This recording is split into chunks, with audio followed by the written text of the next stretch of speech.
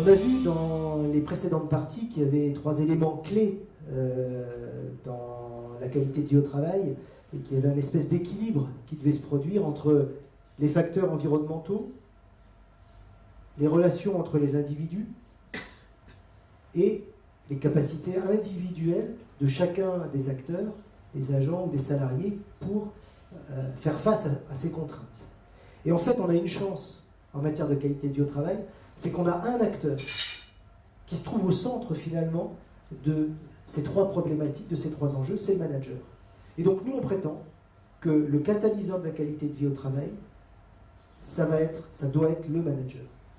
La première des choses à faire, avec vos institutions représentatives du personnel et avec vos salariés, c'est d'établir un pacte. C'est à la mode le mot pacte, bon. Et un engagement mutuel, on va dire, gagnant-gagnant. Et cet engagement mutuel gagnant-gagnant, il porte sur quoi? Il porte sur une... Alors, on le traduit chez Capsecure avec cette phrase que j'aime bien parce qu'elle est ambivalente, c'est la phrase « I love my job ».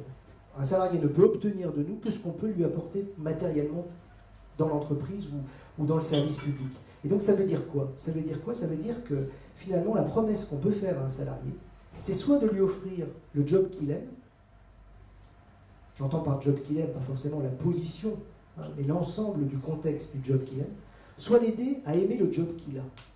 Donc, l'idée, c'est d'amener le salarié à penser « I love my job », j'aime mon boulot. Soit parce que j'ai le boulot dont j'ai toujours rêvé, soit parce que le boulot que j'ai finalement, j'y trouve un certain équilibre qui me rend heureux.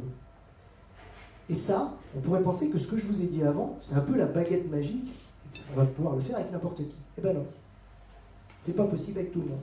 Et donc il y a des gens, on va pas y arriver à leur faire dire « I love my job ». Et c'est pas grave, il faut en avoir conscience. Et ces gens-là, si on n'y arrive pas, il faut trouver une solution. Soit on trouve une solution à un autre endroit dans l'entreprise, ou dans le groupe, si on fait partie d'un groupe, soit il faut aussi avoir le courage managérial, encore une fois, de dire à la personne, écoute, il faut qu'on trouve une solution. Après, il faut traiter les gens humainement, pour eux et pour les autres, mais il faut aussi parfois se séparer de personnes. Parce qu'une personne qui ne va pas bien dans un service, dans une équipe, c'est une personne qui pourrit l'ambiance. Là, c'est un autre signal faible, qui va générer des signaux émotionnels, des émotions négatives. Il y a un moment donné, ça, il faut accepter de le prendre en charge et de traiter le problème, pour éviter que les gens restent otages de leur situation et pourrissent l'ambiance dans l'entreprise. Donc ce pacte gagnant est extrêmement important.